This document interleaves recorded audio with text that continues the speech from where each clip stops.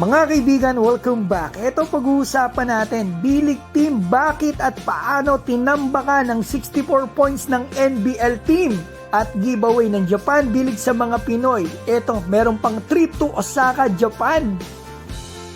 Simulan po natin dito. Nasa Japan po ngayon ang NBL team na Perth Wildcats, isang malakas na team ng NBL Australia.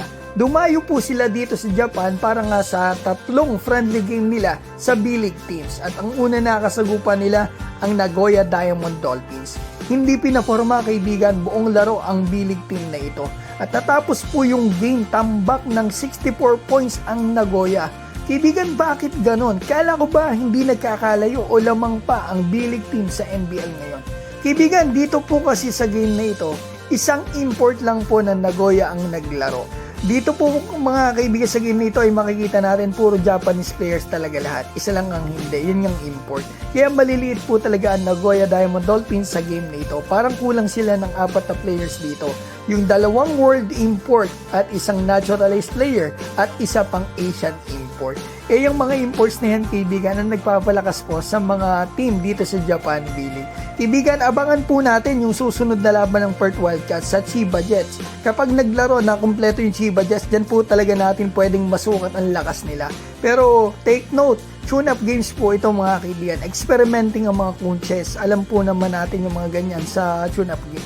Basta para sa akin mga kaibigan, mas malakas ang B-League team ngayon o hindi nagkakalayo sa NBL teams. Kasi 4 po bali ang world imports ng bawat team dito at meron pa silang Asian import. At kita nyo rin naman mga kaibigan, halos lahat ng mga NBL players na naglaro dito ngayon sa Japan ay bumaba ang stats maliban po sa 2 players. Dito nga kay Kai Soto at Robert Franks. At patunay rin yung sinabi ni Kai mga kaibigan na mas physical ang laro dito sa Japan B-League kumpara sa NBL Australia.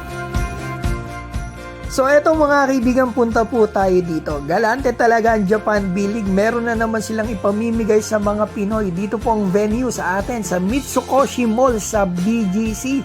3 araw ang event na to kaibigan. Merong mga mini basketball game para pwede kang manalo ng autograph jersey. At the same time, meron pang mga B-League goods. At eto, Osaka Tour. Posible ka kaibigan makapunta ng Japan sa Osaka. Eto, pumunta ka lang ng BGC, 3 araw yan kaibigan, tanghali. So yan mga kaibigan, at least nagka-idea tayo. Posibleng manalo ang ating mga kababayan para dito nga sa Osaka Tour ng Japan B-League.